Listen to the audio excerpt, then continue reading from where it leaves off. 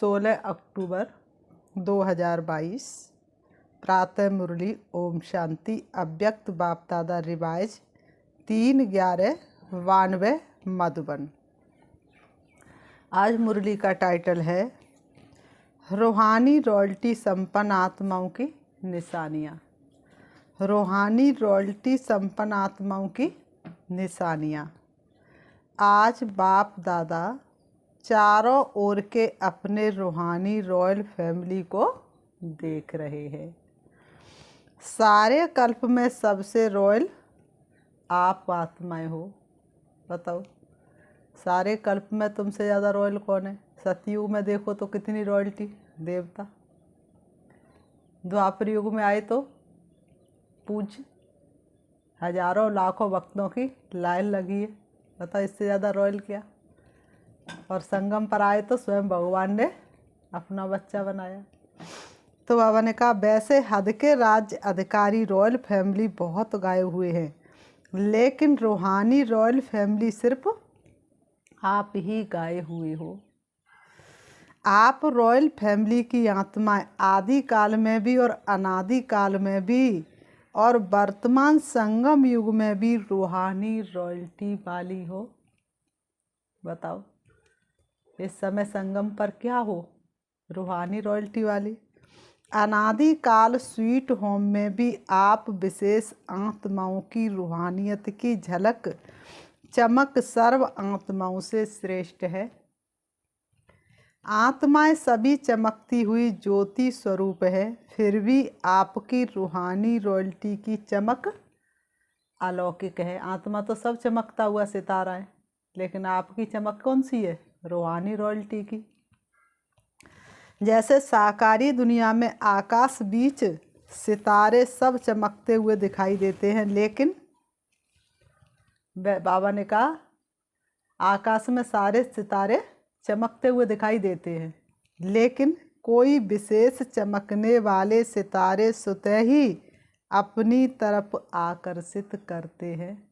कोई कोई सितारा इतना चमकता है, ना चाहते हुए भी उसके ऊपर दृष्टि चली जाती है। लाइट होते हुए भी उनकी लाइट विशेष चमकती हुई दिखाई देती है। ऐसे अनादि काल परम धाम में भी आप रूहानी सितारों की चमक अर्थात रूहानी रॉयल्टी की झलक विशेष अनुभव होती है। इसी प्रकार आदि काल सतयुग अर्थात स्वर्ग में आप आत्माएं विश्वराजन की रॉयल फैमिली के अधिकारी बनते हो। हर एक राजा की रॉयल फैमिली होती है। बाबा ने कहा हर एक राजा की रॉयल फैमिली होती है, लेकिन आप आत्माओं की रॉयल फैमिली की रॉयल्टी देव आत्माओं की रॉयल्टी सारे कल्प में और किसी रॉयल फैमिली की हो नहीं सकती। बाबा ने कहा वैसे तो देखो, आज के भी जो राजा है उनकी फैमिली रॉयल होगी, लेकिन आपकी फैमिली कौन सी वाली? देव आत्माओं की। तो उससे ज़्यादा रॉयल फैमिली और किसी की हो नहीं सकती। इतनी श्रेष्ठ रॉयल्टी चेतन स्वरूप में प्राप्त की है। बाबा ने कहा इतनी श्रेष्ठ रॉयल्टी चेतन स्वरूप में प्राप्त की है। पहुँच गए कहाँ? पहुँच गए सतयुग में। कितनी सुंदर दुनिया, कितना सुंदर घराना, जो आपके जड़ चित्रों की भी कितनी रॉयल्टी से पूजा होती है। सारे कल्प के अंदर रॉयल्टी की विधि प्रमाण और कोई भी धर्म पिता, धर्म आत्मा या महान आत्मा की ऐसे पूजा नहीं होती है जैसे तुम देवी देवताओं की होती है। तो सोचो, जब जड़ चित्रों में भी रॉयल्टी की पूजा है तो चेतन में कितने रॉयल फैमिली के बनते हो? चेतन में कितने रॉयल फैमिली के बनते हो? जड़ चित्रों की इतनी रॉयल्टी से पूजा हो रही, तो चेतन में कितने रॉयल फैमिली के होंगे? तो इतने रॉयल हो। अब पूछ रहे बाबा, भक्त लोग जितनी रॉयल्टी से तुम्हारी पूजा कर रहे हैं, इतने रॉयल हो बन रहे हो? इतने रॉयल हो या बन रहे हो? अभी संगम पर भी रूहानी रॉयल्टी अर्थात फरिश्ता स्वरूप बनते हो, रूहानी बाप की रूहानी रॉयल फैमिली बनते हो, तो अनादि काल, आदि काल और संगम युगी काल, तीनों काल में नंबर 1 रॉयल बनते हो। बाबा ने कहा ये नशा रहता है, तुमको ये नशा रहता है कि हम तीनों काल में भी रूहानी रॉयल्टी वाली आत्माएं हैं। इस रूहानी रॉयल्टी का फाउंडेशन क्या है? इस रूहानी रॉयल्टी का फाउंडेशन क्या है? क्या है फाउंडेशन बताओ? संपूर्ण प्योरिटी। इस रूहानी रॉयल्टी का फाउंडेशन क्या है? संपूर्ण प्योरिटी। बाबा ने कहा संपूर्ण प्योरिटी ही रॉयल्टी है। तो अपने से पूछो कि रूहानी रॉयल्टी की झलक आपके रूप से सबको अनुभव होती है। रूहानी रॉयल्टी की फलक हर चरित्र से अनुभव होती है। लौकिक दुनिया में भी अल्पकाल की रॉयल्टी न जानते हुए भी चेहरे से चलन से अनुभव होती है। तो रूहानी रॉयल्टी गुप्त नहीं रह सकती, वो भी दिखाई देती है। तो हर एक नॉलेज के दर्पण में अपने को देखो कि मेरे चेहरे पर चलन में रॉयल्टी दिखाई देती है। बस साधारण चेहरा, साधारण चलन दिखाई देती है। जैसे सच्चा हीरा अपनी चमक से कहाँ भी, जैसे सच्चा हीरा अपनी चमक से कहाँ भी छिप नहीं सकता, ऐसे रूहानी चमक वाले, रूहानी रॉयल्टी वाले छिप नहीं सकते। कई बच्चे अपने को खुश करने के लिए सोचते हैं और कहते भी हैं कि हम गुप्त आत्माएं हैं, इसलिए हमको कोई पहचानता नहीं है। समय आने पर आप ही मालूम पड़ जाएगा। गुप्त पुरुषार्थ बहुत अच्छी बात है।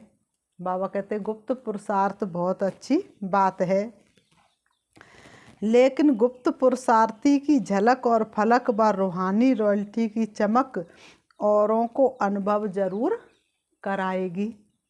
स्वयं स्वयं को चाहे कितना भी गुप्त रखे, स्वयं स्वयं को चाहे कितना भी गुप्त रखे, लेकिन बाबा ने कहा लेकिन उनके बोल, उनका संबंध, संपर्क, रूहानी व्यवहार का प्रभाव उनको प्रत्यक्ष करता है। चाहे स्वयं स्वयं को कितना भी गुप्त रखे, लेकिन व्यवहार, उनकी चलन क्या करती है? प्रत्यक्ष करता है। बाबा ने कहा जिसके साधारण शब्दों में दुनिया वाले बोल और चाल कहते हैं, तो स्वयं स्वयं को प्रत्यक्ष नहीं करते, गुप्त रखते।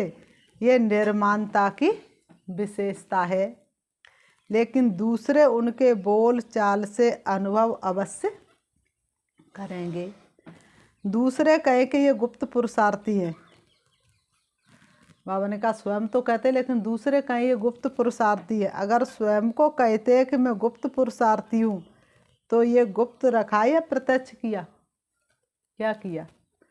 कह रहे हो गुप्त, लेकिन बोल रहे हो कि मैं गुप्त पुरुषार्थी हूँ, ये गुप्त हुआ?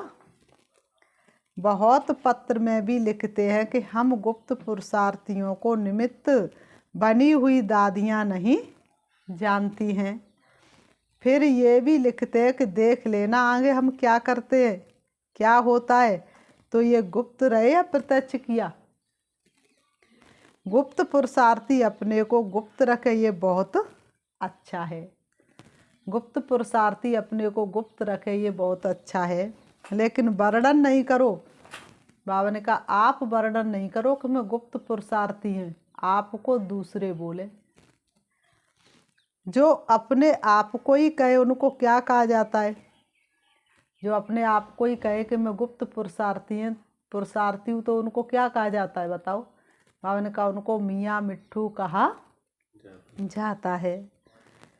तो मियाँ मिट्ठू बनना बहुत सहज है ना, खुद से खुद की तारीफ करना ये बहुत सहज है ना। तो क्या सुना रूहानी रॉयल्टी। रॉयल आत्मा सदाई एक तो भरपूर संपन्न रहती हैं और संपन्नता की निशानी वे सदा तृप्त आत्मा रहती हैं।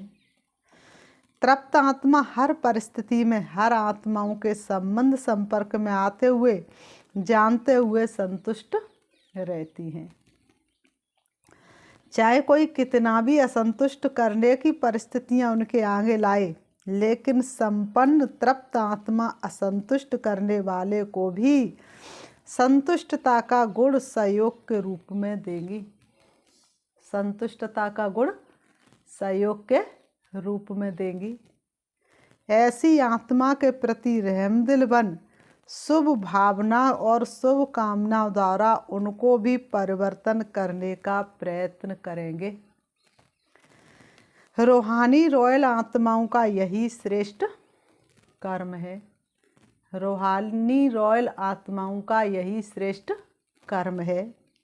जैसे स्थूल रॉयल आत्माएं कभी भी छोटी छोटी बातों में, छोटी छोटी चीज़ों में अपनी बुद्धि व समय नहीं देती, देखते हुए भी नहीं देखती, सुनते हुए भी नहीं सुनती, ऐसे रूहानी रॉयल आत्मा किसी भी आत्मा की छोटी छोटी बातों में जो रॉयल नहीं है उनमें अपनी बुद्धि व समय नहीं देंगी। उनमें अपनी न बुद्धि और न समय देंगी। दुनिया वाले कहते हैं कि रॉयल्टी अर्थात किसी भी हल्की बात में आंख नहीं डूबती। रूहानी रॉयल आत्माओं के मुख से कभी व्यर्थ व साधारण बोल नहीं निकलेंगे। बाबा ने कहा रूहानी रॉयल जो आत्मा होंगी उनके मुख से व्यर्थ व साधारण बोल नहीं निकलेंगे। हर बोल कैसा होगा? युक्ति युक्त होगा, राज युक्त होगा। युक्ति युक्त का अर्थ है व्यर्थ भाव से परे, अव्यक्त भाव, अव्यक्त भावना। इसको कहा जाता है रॉयल्टी। बाबा ने कहा इसको क्या कहा जाता है? रॉयल्टी। इस समय की रॉयल्टी भविष्य की रॉयल फैमिली में आने के अधिकारी बनाती हैं। बाबा ने कहा इस समय की रॉयल्टी भविष्य की रॉयल फैमिली में आने के अधिकारी बनाती हैं। तो चेक करो वृत्ति रॉयल है। बाबा ने कहा तो चेक करो वृत्ति रॉयल है। वृत्ति रॉयल अर्थात सदा शुभ भावना शुभ कामना की वृत्ति से हर एक आत्मा से व्यवहार में आए। रॉयल दृष्टि अर्थात सदा फरिश्ता रूप से औरों को भी फरिश्ता रूप देखे। कृति अर्थात कर्म में सदा सुख देना और सुख लेना। बाबा ने कहा कर्म में सदा सुख देना और सुख लेना। इस श्रेष्ठ काम कर्म के प्रमाण संबंध संपर्क में आए, ऐसे रॉयल बने हो। बाबा पूछ रहे हैं ऐसे रॉयल बने हो कि बनना है? ऐसे रॉयल बन गए या बनना है? ब्रह्मा बाप के बोल और चाल, चेहरे और चलन की रॉयल्टी को देखा। ऐसे फॉलो ब्रह्मा बाप। साकार को फॉलो करना तो सहज है ना। ब्रह्मा को फॉलो किया तो शिव बाप को, ब्रह्मा को फॉलो किया तो शिव बाप फॉलो हो ही जाएगा। एक को तो फॉलो कर सकते हो ना। बाप समान बनने के फॉन्ट्स तो रोज़ सुनते हो। सुनना अर्थात फॉलो करना, कॉपी करना तो सहज होता है ना। कि कॉपी करना भी नहीं आता, नकल करना तो सहज होता है। तो बाबा कह रहे कि नकल करना भी नहीं आता। बाप दादा आज मुस्करा रहे थे कि मधुबन में आते तो विशेष गुरुवार के दिन क्या करते हैं? एक तो भोग लगाते हैं और क्या करते हैं? जो सिर्फ मधुबन में ही करते हैं। बताओ क्या करते हैं? बाबा ने कहा एक तो भोग लगाते हैं और दूसरा क्या करते? जो सिर्फ मधुबन में ही करते हैं, जीते जी मरने का भोग। आप सबने जीते जी मरने का भोग लगा लिया है। बाप दादा मुस्करा रहे थे कि जीते जी मरना कहकर मनाना तो सहज है, जीते जी मरना कहकर मनाना तो सहज है। स्टेज पर बैठ गए, तिलक लगा लिया, मर गए। लेकिन जीते जी मरना अर्थात पुराने संस्कारों से मरना, पुराने संस्कार, पुराने संसार की आकर्षण से मरना, ये है जीते जी मरना। भोग लगा दिया, भंडारी में जमा कर दिया और जीते जी मरना हो गया। ये तो बहुत सहज है। लेकिन मर गए। बाप दादा सोच रहे थे कि पुराने संसार और पुराने संस्कार, इससे सदा के लिए संकल्प और स्वप्न में भी मरना मनाना, ऐसा जीते जी मरना और कौन कब मनाएंगे।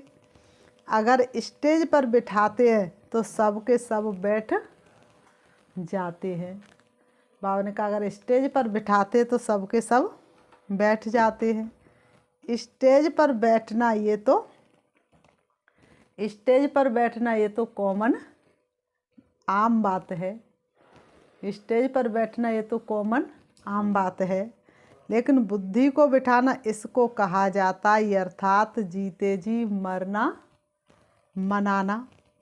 जब मर गए, मरना अर्थात परिवर्तन होना, तो ऐसा जीते जी मरना, उसके लिए कितने तैयार होंगे, उसके लिए कितने तैयार होंगे।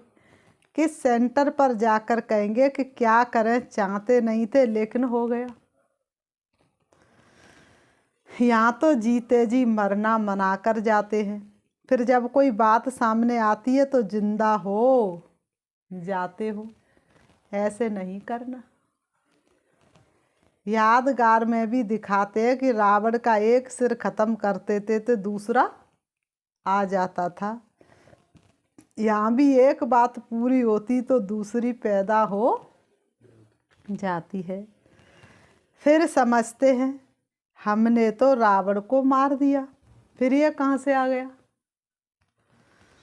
लेकिन मूल फाउंडेशन को समाप्त ना करने के कारण एक रूप बदल दूसरे रूप में आ जाते हैं। फाउंडेशन को ख़त्म कर दो तो रूप बदल करके माया बार नहीं करेगी, सदा के लिए विदाई ले जाएगी। समझा क्या बनना है। रूहानी रॉयल्टी वाले सदैव ये चेक करो कि हर कर्म रूहानी रॉयल परिवार के प्रमाण है। जब 99% बोल, कर्म और संकल्प रॉयल्टी के हो, तब समझो भविष्य में भी रॉयल फैमिली में आएंगे। ऐसे नहीं सोचना हम तो आ ही जाएंगे, चलो संपन्न नहीं बने हैं तो 1% फ्री देते हैं। लेकिन 99% रॉयल्टी के संस्कार, बोल और संकल्प नेचुरल होने चाहिए। बार बार युद्ध नहीं करनी पड़े, नेचुरल संस्कार हो जाए। अच्छा, चारों ओर के रूहानी रॉयल्टी वाली रॉयल आत्माओं को, सदा प्योरिटी द्वारा रॉयल्टी अनुभव कराने वाली आत्माओं को, सदा फरिश्ता स्वरूप के संस्कार को प्रकटीकरण में लाने वाली आत्माओं को, सदा ब्रह्मा बाप को फॉलो करने वाली आत्माओं को, सदा श्रेष्ठ ब्राह्मण संसार में ब्राह्मण संस्कार अनुभव करने वाले रूहानी रॉयल परिवार को बाप दादा का याद प्यार और नमस्ते। रूहानी हम बच्चों की रूहानी बाप दादा को याद प्यार और नमस्ते नमस्ते नमस्ते। अव्यक्त बाप दादा से पर्सनल मुलाकात। सेवा में बिजी रहो तो सहज माया जीत बन जाएंगे। सेवा में बिजी रहो तो सहज ही माया जीत बन जाएंगे। सदा अपनी शक्तिशाली वृत्ति से वायुमंडल को परिवर्तन करने वाली विश्व परिवर्तक आत्माएं होना। इस ब्राह्मण जीवन का विशेष ऑक्यूपेशन क्या है? बाबा पूछ रहे हैं इस ब्राह्मण जीवन का विशेष ऑक्यूपेशन क्या है। अपनी वृत्ति से, वाणी से और कर्म से विश्व परिवर्तन करना। तो सभी ऐसी सेवा करते हो या टाइम नहीं मिलता है। वाणी के लिए समय नहीं है तो वृत्ति से, मनसा से परिवर्तन करने का समय तो है ना। सेवाधारी आत्मा सेवा के बिना रह नहीं सकती। ब्राह्मण जन्म है ही सेवा के लिए, ब्राह्मण जन्म है ही सेवा के लिए। और जितना सेवा में बिजी रहेंगे उतना ही सहज माया जीत बनेंगे। तो सेवा का फल भी मिल जाए और माया जीत भी सहज बन जाए। सेवा का फल भी मिल जाए और माया जीत भी सहज ही बन जाए। तो बाबा ने कहा डबल फायदा है ना। जरा भी बुद्धि को फुर्सत मिले तो सेवा में जुट जाओ। वैसे भी पंजाब हरियाणा में सेवा भाव ज़्यादा है। गुरुद्वारों में जाकर सेवा करते हैं ना, वह है स्थूल सेवा और ये है रूहानी सेवा। सेवा के सिवाय समय गंवाना नहीं है। निरंतर योगी, निरंतर सेवाधारी बनो। चाहे संकल्प से करो, चाहे वाणी से, चाहे कर्म से। अपने संपर्क से भी सेवा कर सकते हो। चलो मनसा सेवा करना नहीं आवे, लेकिन अपने संपर्क से, अपनी चलन से भी सेवा कर सकते हो। ये तो सहज है ना। तो चेक करो कि सदा सेवाधारी है व कभी कभी के सेवाधारी है। और कभी कभी के सेवाधारी होंगे तो राज भाग भी कभी कभी मिलेगा। इस समय की सेवा भविष्य प्राप्ति का आधार है। कभी भी कोई ये बहाना नहीं दे सकते कि चाहते थे लेकिन समय नहीं। चाहते तो थे लेकिन समय नहीं है। कोई कहते शरीर नहीं चलता, टांगे नहीं चलती, क्या करें। कोई कहते हैं कमर नहीं चलती, कोई कहते टांगे नहीं चलती, लेकिन बुद्धि तो चलती है ना। कमर नहीं चलती, टांगे नहीं चलती, बुद्धि तो चलती है ना। तो बुद्धि द्वारा सेवा करो। आराम से पलंग पर बैठकर सेवा करो। अगर कमर टेढ़ी है तो लेट जाओ, लेकिन सेवा में बिजी रहो। बिजी रहना ही सहज पुरुषार्थ है। मेहनत नहीं करनी पड़ेगी। बार बार माया आवे और भगाओ तो मेहनत होती है, युद्ध होती है। बिजी रहने वाले युद्ध से छूट जाते हैं। बिजी रहेंगे तो माया की हिम्मत नहीं होगी आने की। और जितना अपने को बिजी रखेंगे उतना ही आपकी वृत्ति से वायुमंडल परिवर्तन होता रहेगा। कोई भी ब्राह्मण आत्मा ये नहीं सोच सकती कि क्या करें, वायुमंडल खराब है। खराब है तब तो परिवर्तन करते हो। खराब ही नहीं होगा तो क्या करेंगे। भगवान को भी धरती पर आने की क्या ज़रूरत पड़ी। अच्छे को बदलेंगे क्या। तो विश्व परिवर्तन का काम है बुरे को अच्छा बनाना।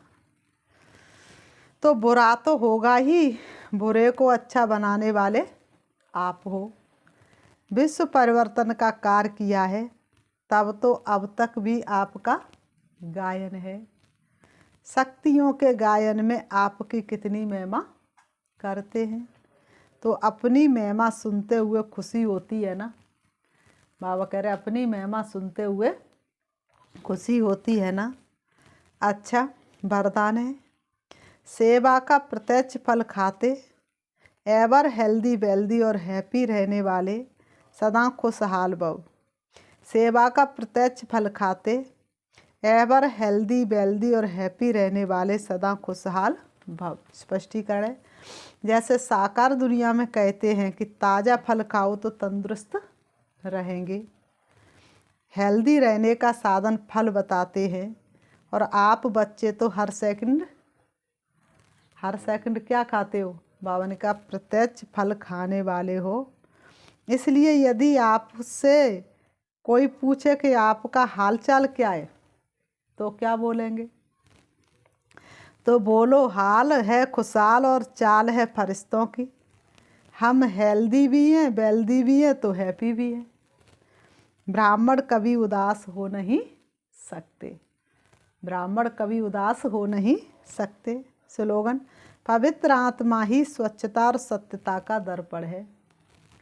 पवित्र आत्मा ही स्वच्छता और सत्यता का दर्पण है। सूचना: आज मास का तीसरा रविवार है। साय 6:30 से 7:30 बजे तक सभी भाई बहनें एक ही शुद्ध संकल्प परिवर्तन का लेते हुए विश्व परिवर्तन के महान कार्य में सहयोगी बने। अनुभव करें कि बाप दादा के मस्तक से शक्तिशाली किरणें निकलकर मेरी भ्रुकुटी पर आ रही हैं और वही किरणें मेरे द्वारा अपने निजी संस्कारों का परिवर्तन करते हुए संसार परिवर्तन का कार्य कर रही हैं। अच्छा, ओम शांति। आज बाबा ने जैसा कि होमवर्क दिया उसी हिसाब से हम 5 मिनट बाबा को याद करते हैं। समय तीव्र गति की ओर जा रहा है। बाबा ने कहा जल्दी स्वर्ग आने वाला है। सारे विश्व को बाप का संदेश पहुंचाना है, स्वयं को भी बदलना है। तो मुझे ज्वालामुखी स्वरूप धारण करना पड़ेगा। मैं आत्मा अंतःवाहक शरीर के द्वारा पहुंच जाती हूँ ऊंची पहाड़ी पर। वतन से बाप दादा मुझे ज्वाला स्वरूप बनने का संकेत दे रहे हैं। मैं फरिश्ता ऊंची पहाड़ी पर विराजमान हो जाता हूँ। बाप दादा की शक्तिशाली किरणें मेरी भ्रुकुटी के बीच में समा रही हैं। मेरे एक एक विक्रम विनाश हो रहे हैं। मेरा स्वभाव संस्कार परिवर्तन होता चला जा रहा है। मैं आत्मा संपन्न और संपूर्ण हूँ। बाप दादा की शक्तिशाली किरणें मेरी भ्रुकुटी के बीच में समा रही हैं और मुझसे बदलकर वह ज्वाला स्वरूप धारण कर रही है। शक्तिशाली किरणें पहाड़ी के चारों तरफ फैलती जा रही हैं। अब देखें सारे विश्व की आत्माएं उस पहाड़ी के चारों तरफ खड़ी हैं।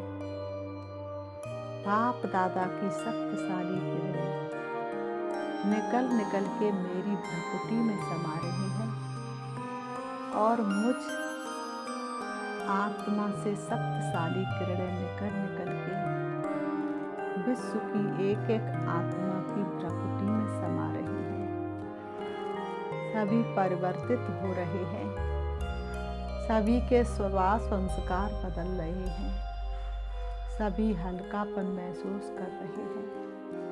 बाप दादा की शक्तिशाली किरणें मुझ भ्रुकुटी में समा रही हैं।